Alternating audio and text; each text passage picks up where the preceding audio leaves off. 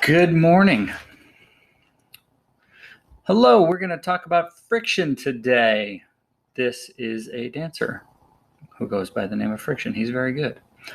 But we're going to be talking about the force known as friction. It's also a good hair day, so got that going on. We'll start off by mentioning that there are two kinds of friction: static friction and kinetic friction. Static friction is the kind of friction when things are sticking together, where there's no motion.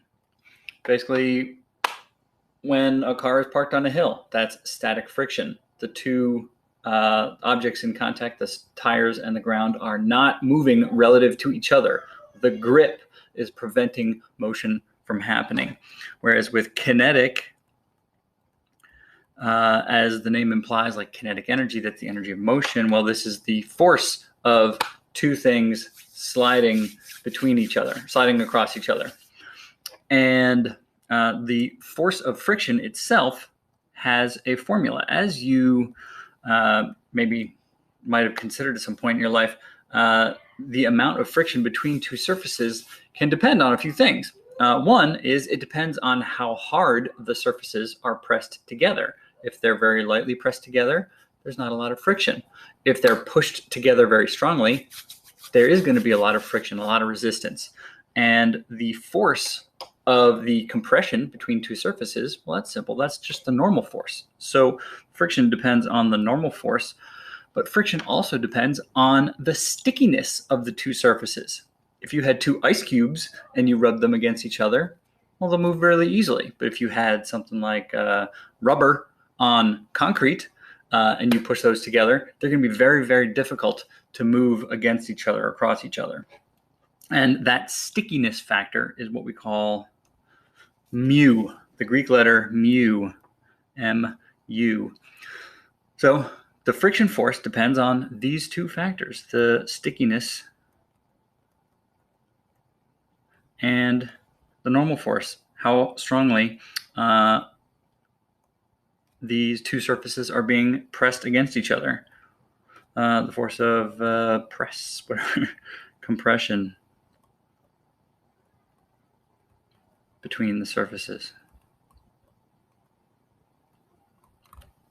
So just to give you a little sense of what friction is sort of on a molecular level, any object or any surface that you look at, if you zoom way in microscopically, even smooth surfaces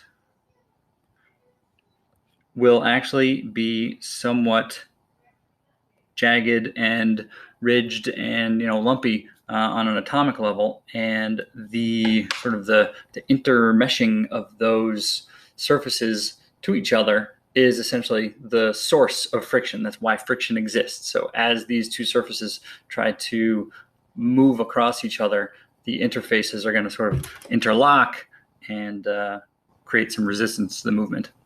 When we consider how static friction and kinetic friction relate to one another, one thing that we'll see is that the static friction coefficients are in all cases larger than their kinetic friction counterparts.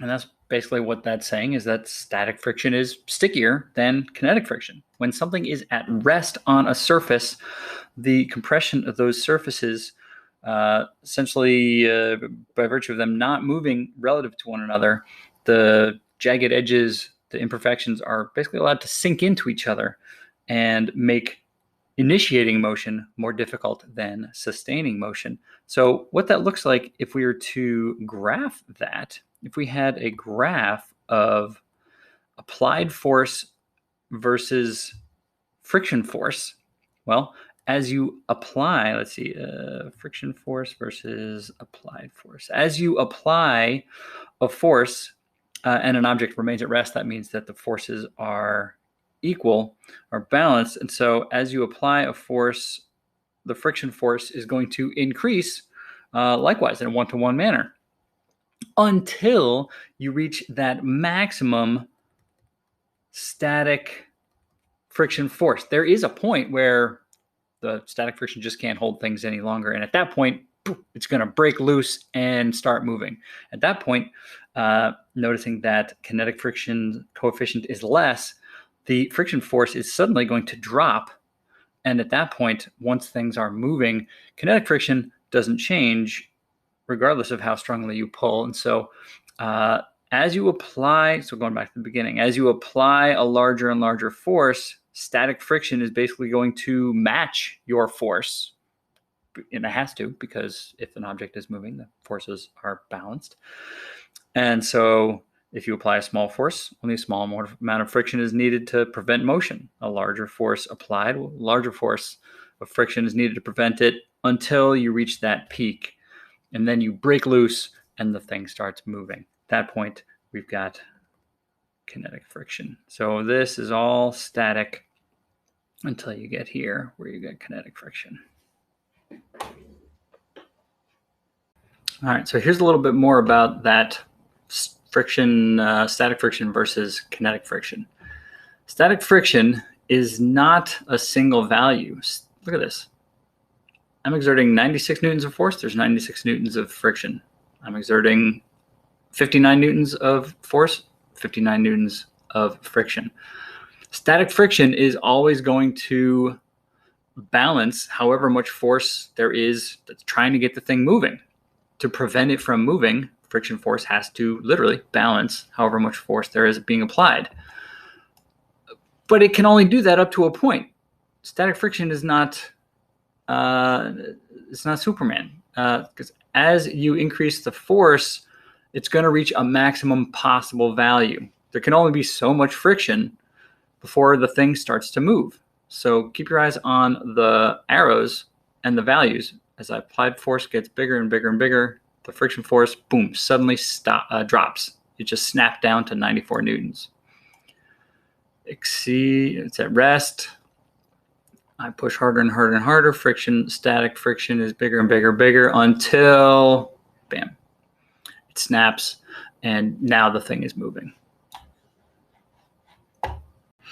So just to give sort of an idea of the values of coefficients of static and kinetic friction, here are a bunch.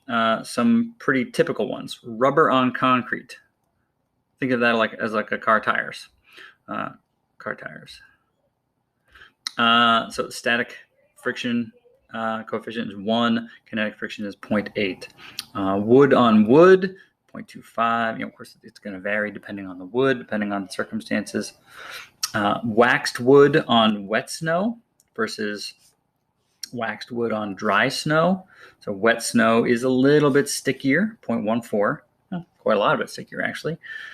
Compared to dry snow. So I don't know if it needs to be waxed wood, but think of that like skis. Skiing or snowboarding on wet snow versus dry snow. Dry snow is usually slipperier, faster.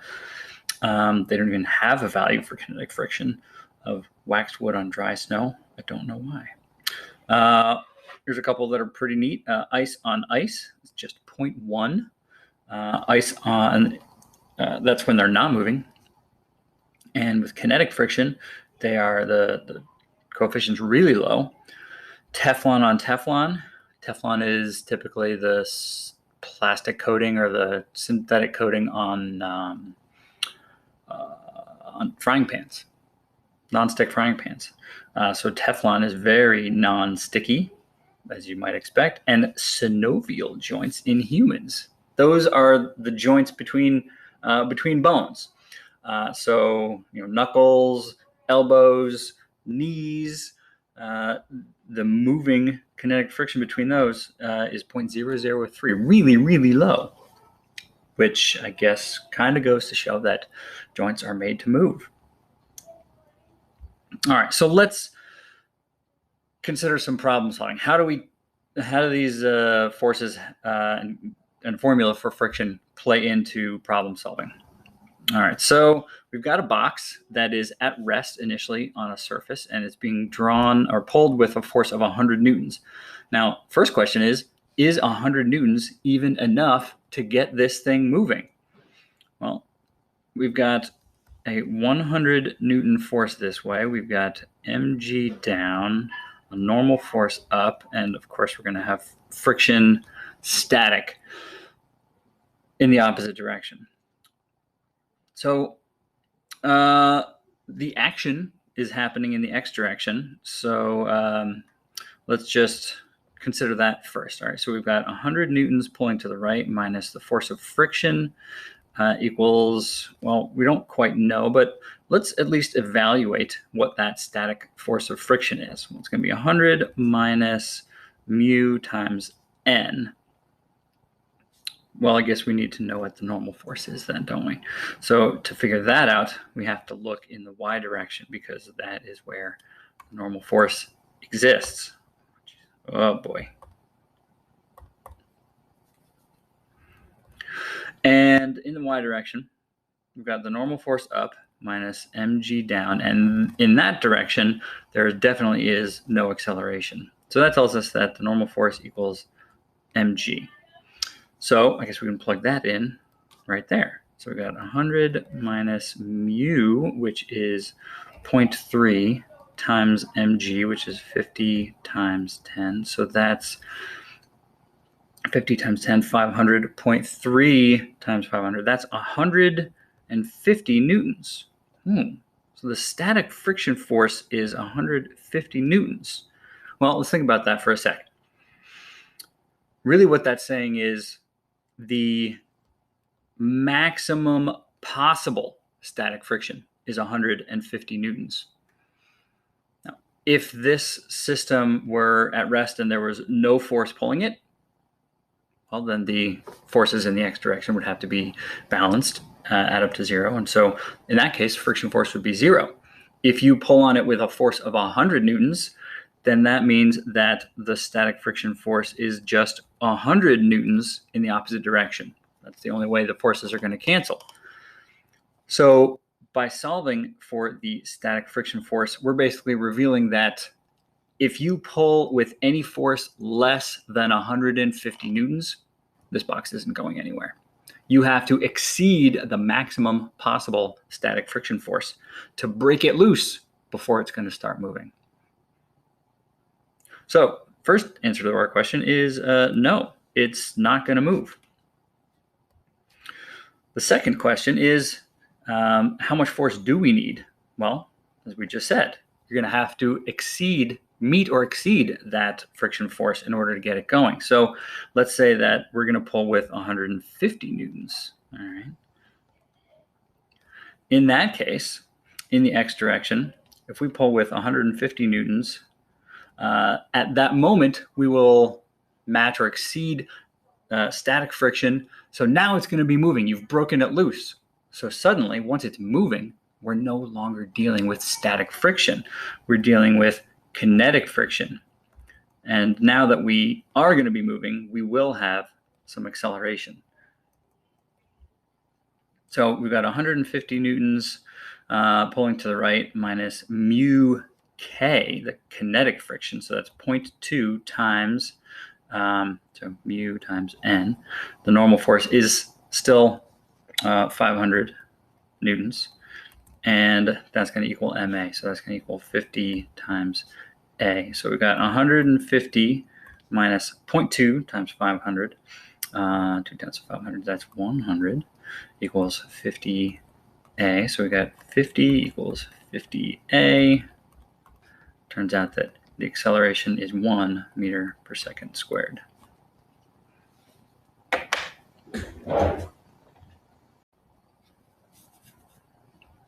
All right, problem number 2 of our investigation into friction deals with the Elmo slide. Let's first pause to just take a moment and look at how freaking cute that kid is. Okay, moving on. So Elmo slides down a playground slide angled at 30 degrees to the ground with a mass of 0.2 kilograms and kinetic friction coefficient of 0.2. What is Elmo's acceleration down the slide? How fast will he be going at the bottom of the 2-meter slide? All right, so we've got a slide where this is 30 degrees, and we're going to put Elmo on that slide, and the normal force is perpendicular to the slide, gravity is straight down, and friction is going to be up the slide. So that's going to be kinetic friction. Here is where we need to employ our investigation of ramps. We're on a ramp with friction. So because the motion of this, of Elmo is going to be parallel to the slide, mg is the vector that we're going to have to break into its components. Friction is along the direction of motion, or opposite anyway. The normal force is perpendicular to that, but it's mg. Some of mg is responsible for getting Elmo to go down the slide, and we call that mg parallel, and some of that mg force is responsible for pressing Elmo onto the surface. So I'm going to put that right there. If we were so inclined, we could migrate that force down here and recognize that the angle of elevation here, 30 degrees, is also the angle there. So given that that is the location of our angle, mg perpendicular is the adjacent side to this triangle. So it's going to be mg cos theta, and mg parallel is the opposite side. So that's going to be mg sine theta. I'm going to put a little star next to these because these are very dependable. We're going to see those all the time on ramp problems. So let's put this to work. The forces that are responsible for getting Elmo going, those are going to be the forces parallel. So rather than calling them x and y, I'm going to call them parallel and perpendicular, the forces perpendicular to the slide. So parallel to the slide, going down the slide, I've got mg parallel minus kinetic friction, and there definitely is going to be acceleration, so I'm going to call that ma. So I've got mg parallel. I guess I can start plugging some things in. I've got mg sine theta minus mu k, kinetic friction, times the normal force equals ma. All right, well, I know mass, I know gravity, I know kinetic friction. I don't know my normal force. That is going to happen in the perpendicular dimension. So let's look in that way, in that space. Normal force is up minus mg cosine, or maybe I'll start off sort of more general, mg perpendicular equals 0. So the normal force is going to equal mg cosine theta. Ooh, big important note here. The normal force does not equal mg. When you're solving problems, do not assume that normal force equals mg. Sometimes it does, but it just as easily could not equal mg. So that's a pitfall that's easy to fall into, just always going ahead and thinking, oh, normal force equals mg. Well, not on a sloped surface, not if there's something else pushing or pulling this object onto the surface. So be careful with normal forces. So the normal force equals mg cos theta. All right, so let's plug that in. So I got mg sine theta minus mu k mg cos theta equals ma. We could start plugging numbers in. Everything should be fine. But here's an interesting question. What do you notice? That's right. You can cancel out the mass. There's a mass term in all of these. There's a mass variable in all of these terms. So that gives us g sine theta minus mu k g cos theta equals acceleration. The acceleration does not depend on the mass. The mass canceled out. The mass that's pressing Elmo onto the surface, generating friction, is the same mass that gravity is trying to draw it across the surface with, causing the acceleration. There's the same amount of mass that's causing the acceleration that's also resisting the acceleration by generating friction. mass cancels itself out. The more mass you have, sure, the stronger gravity pulls on it, but the more mass you have, the stronger it presses on the surface and the more friction there is. Turns out that mass counts equally on both of those forces, so mass disappears. This is cool. So now we can plug some actual numbers in. So we get 10 times the sine of 30 degrees, which I need a calculator for apparently. So 0.5 minus mu, okay, minus 0.2 times g times the cosine of theta, cosine of 30, which is 0.87. 0.87 equals the acceleration. So the acceleration equals 5 minus 0.2 times 10 times 0.87, so 1.74. The acceleration equals 3.26 meters per second squared. Then the follow-up question, how fast will you be going at the bottom of the 2-meter slide? Well, now this is basically just a kinematics problem. We've got acceleration is 3.26 meters per second squared. We've got a distance of 2 meters. We've got an initial velocity of 0 meters per second. So we're looking for final velocity. So got VF squared equals VO squared plus 2AD. VO squared is 0. VF squared equals 2 times 3.26 times the distance of 2. VF squared equals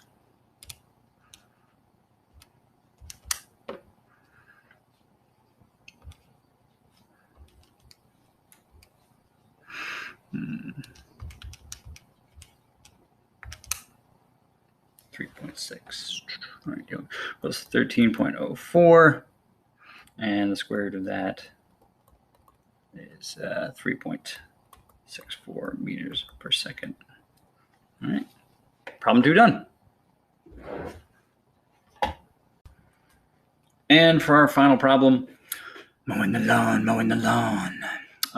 You're pushing a 20-kilogram lawnmower, exerting a force downward at an angle of 40 degrees to the lawn. If the static friction coefficient is 0.4, how much force is required to get the mower going, moving? And then once you do, kinetic friction coefficient is 0.3. So what's the acceleration once you get moving? All right, we've got a lawnmower where you're going to be exerting a force, I'm going to call it force, downward at an angle of 40 degrees to the horizontal. There is going to be a normal force up. There's mg down, and if you're pushing it to the right, then there's going to be friction acting to the left. So the first question is, how much force are you going to need to apply to get it going? So the maximum static friction force is mu static times the normal force. So then the question is, what's the normal force? So we got to look at the y direction for that. In the y direction, we've got the normal force up minus mg down, and I'm going to draw it this way. I'm going to call it Fy in that direction and Fx in that direction. So we've got Fy downward. The angle is 40 degrees. You exert a force downward. We don't know what that force is. We don't know what the normal force is. We don't know what the y force is. Oh, this is interesting. Maybe we actually do need to consider what's going on in the x direction. So in the x direction, we've got the x force minus static friction. And as we talked about, in order to get it going, you have to exert the amount of force equal to friction. So let's just say the force you're exerting is equal to friction, static friction. So your force, which is F cosine theta, equals mu static times the normal force. In the y direction, we've got the normal force, whatever that turns out to be, minus mg minus f sine theta, all that equals 0. So we've got a couple unknowns. We've got normal force and the force, the F, the force of your push. Well, let's rearrange things so that we can actually solve for that. The normal force is going to be F cos theta over mu static. So we can plug that in. F cos theta over mu static minus mg minus F sine theta equals 0. So continue to rearrange. Let's plug some numbers in. It'll make rearranging easier. So cosine of 40 is, so we got F times 0.76, 77 over mu static, which is 0.4, minus mg. The lawnmower is 20 kilograms times 10, so that's 200 newtons, minus F times the sine of theta, sine of 40, 0.64 equals 0. So the only variable we have in this equation is F, solving for the force. So 0.77 divided by 0.4, that's 1.93 F minus 0.64 F minus 200 equals 0. So we got 1.93 minus 0.64. So we get 1.29 F equals 200. The force that we're looking for is 155 newtons. So 2 equations, 2 unknowns. We didn't know the force that we were pushing with, and we didn't know the normal force either. All right, now we've discovered the force that I'm applying is 155 newtons. With that, if you apply 155 newtons, you've matched or exceeded the static friction force, and boom, now you're moving. So now in the x direction, we have the your force minus kinetic friction equals ma. So my force, which is 155 times the cosine of 40 degrees, minus mu kinetic times the normal force equals mass, which is 20 times the acceleration. So 155 cos 40. So we got 118.74 minus mu kinetic, that's 0.3 times the normal force, which I guess we never actually calculated earlier. So the normal force is 155 cos 40 over mu static, which was 0.4. So 155 cos 40 divided by 0.4 is 296.8 newtons. 296.8 newtons equals 20 times A. We've got all numbers except for A. So we've got 118.74 minus 89 equals 20A. Acceleration equals, so 118.74 divided by 20.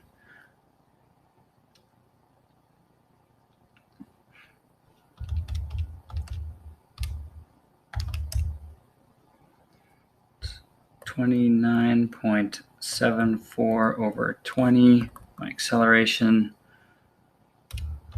is going to be 1.5 meters per second squared.